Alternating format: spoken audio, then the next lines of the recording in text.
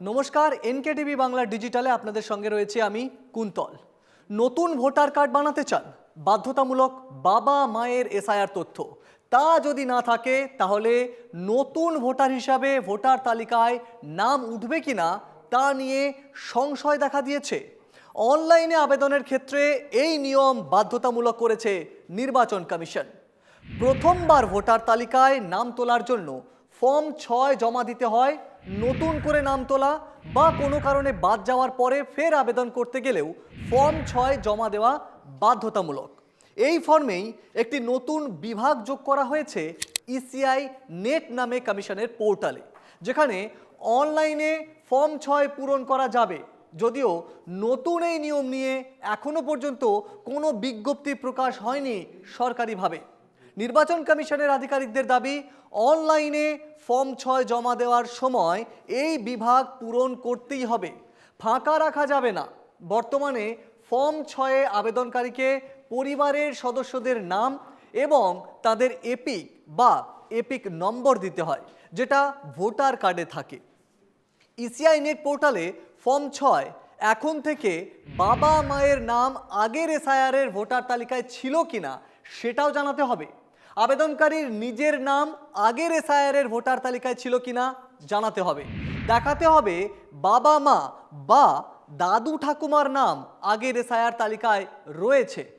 আবেদনকারী বা তার পরিবারের কারো নাম আগের এসআইআরের তালিকায় যদি না থাকে সেটাও জানাতে হবে।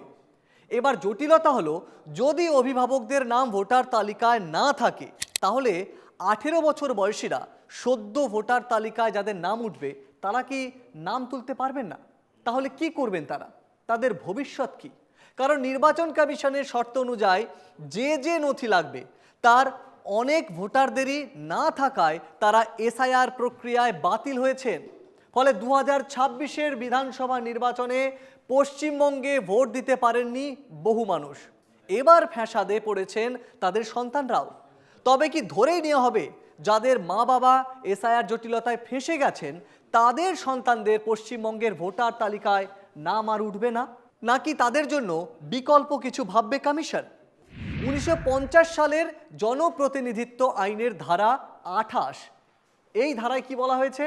ভোটার তালিকায় নাম তোলা বা এই বিষয়ে নিয়ম তৈরি কিংবা নীতি সংশোধনের ক্ষমতা থাকে কেন্দ্রীয় সরকারের হাতে।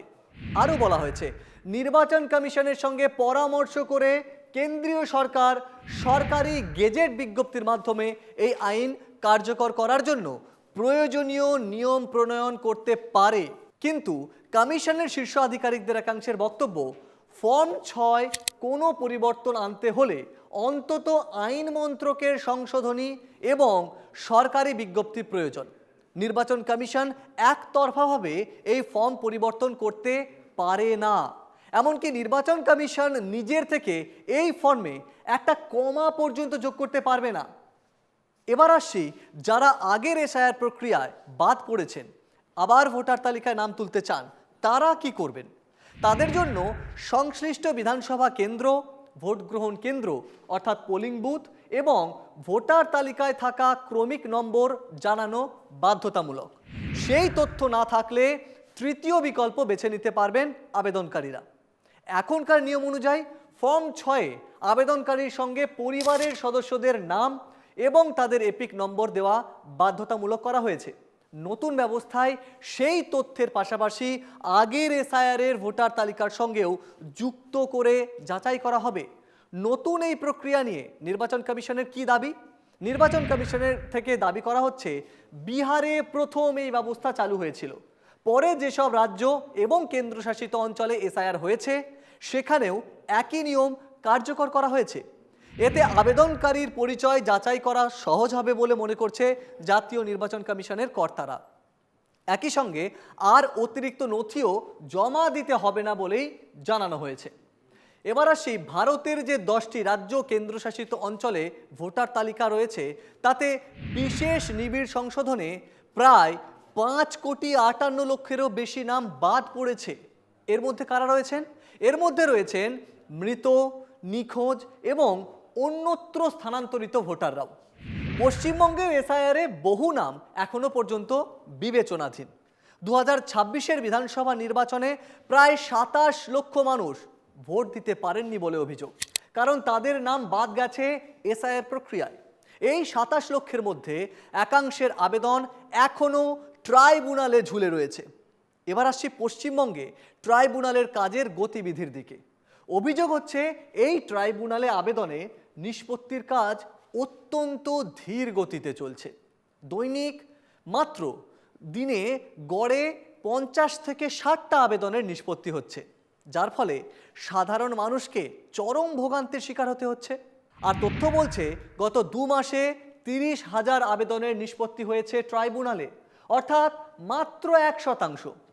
এই গতিতে যদি কাজ চলে আগামী 15 বছরেও সব আবেদনের নিষ্পত্তি হবে কিনা তা নিয়ে সংশয় দেখা দিয়েছে। এসআইআর প্রক্রিয়া নিয়ে নির্বাচন কমিশনের সঙ্গে তৎকালীন তৃণমূল সরকারের সংঘাত হয়েছিল, মামলা গড়ায় সুপ্রিম কোর্টে। এরপরই ট্রাইব্যুনাল গঠনের নির্দেশ দিয়েছিল সুপ্রিম কোর্ট।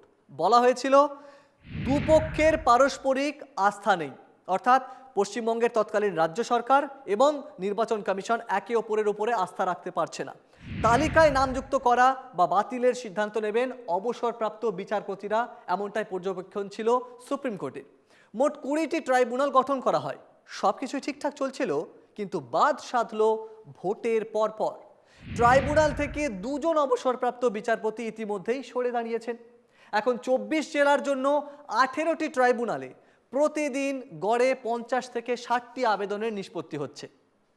অর্থাৎ ভোট প্রক্রিয়ার সময় যে গতিতে কাজ চলছিল, ভোট মিটে যেতে সেই গতি কেন নেই ট্রাইব্যুনালে? প্রশ্ন উঠছে। তাহলে কিভাবে কাজ করছে ট্রাইব্যুনাল, সেই কৌতূহল জাগছে। জানা গিয়েছে একজন আবেদনকারী ভারতীয় নাগরিক কিনা বিভিন্ন নথি খতিয়ে দেখে সে ব্যাপারে সিদ্ধান্ত নেওয়া হচ্ছে। এসআইআর-এর ক্ষেত্রে সুপ্রিম কোর্টে 13টি নথি নির্দিষ্ট করে দেওয়া হয়েছিল, কিন্তু ট্রাইব্যুনালে তার বাইরেও অন্য নথি পরীক্ষা করা হচ্ছে বলেও জানা গেছে, ফলে সময় লাগছে। ট্রাইব্যুনালে দ্রুত শুনানি চেয়ে গুচ্ছ গুচ্ছ মামলা দায়ের হয়েছে কলকাতা হাইকোর্টে। এই সংক্রান্ত একাধিক মামলার আইনজীবী ফিরদৌস শামীমের কি বক্তব্য? তিনি বলছেন যে শুনানি করানোর মতো পরিকাঠামো ট্রাইব্যুনালের নেই। কার আবেদন কোন দিন শুনানি হবে কেউ জানতে পারছে না। কিন্তু ভোটার কার্ড খুবই প্রয়োজনীয় একটা নথি, ফলে নতুন কিছু ভাবতে হবে, না হলে সাধারণ মানুষের ভোগান্তি কমবে না। এখন দেখার ট্রাইব্যুনালের এই কচ্ছপের গতিতে বিচারের ঘোড়ার গতি কবে আসে, নাকি এই জটিল প্রক্রিয়ার মাধ্যমে শুনানি হতে হতেই নতুন ভোটারদেরও খেসারত দিতে হয়। উদ্বেগ বাড়ছেই। এরই মধ্যে অনলাইনের ফর্ম 6-এ বাবা মায়ের এসআইআর সংক্রান্ত তথ্য চেয়ে নতুন বিভাগ যুক্ত হওয়ায় গোটা বিষয়টা আরও জটিল হলো বলেই মনে করছেন অনেকে। অর্থাৎ বিধানসভা নির্বাচনের আগে, পশ্চিমবঙ্গের বিধানসভা নির্বাচনের আগে এবছর এসআইআর প্রক্রিয়ায় যে জটিলতা তৈরি হয়েছিল, 27 লক্ষ মানুষ ভোট দিতে পারেননি বলে অভিযোগ এবং প্রায় 90 লক্ষ মানুষ সেখানে পুরো টোটাল বাদ গিয়েছিল, সেই প্রক্রিয়ার পর আবার একটা নতুন ভোটারে যারা নাম তুলতে চলেছেন তাদের জন্য একটা জটিল প্রক্রিয়া তৈরি হয়েছে বলেই মনে করছে বাংলার মানুষ, এবং দেশ জুড়েও এই প্রক্রিয়া চালু হয়েছে, সেটা কমিশন থেকে জানিয়ে দিয়েছে। আমাদের এই ভিডিও কেমন লাগছে তা কমেন্টে জানান। পাশাপাশি চোখ রাখুন এনকেটিভি বাংলা ডিজিটালের ওয়েব পোর্টাল, ফেসবুক এবং ইউটিউবে।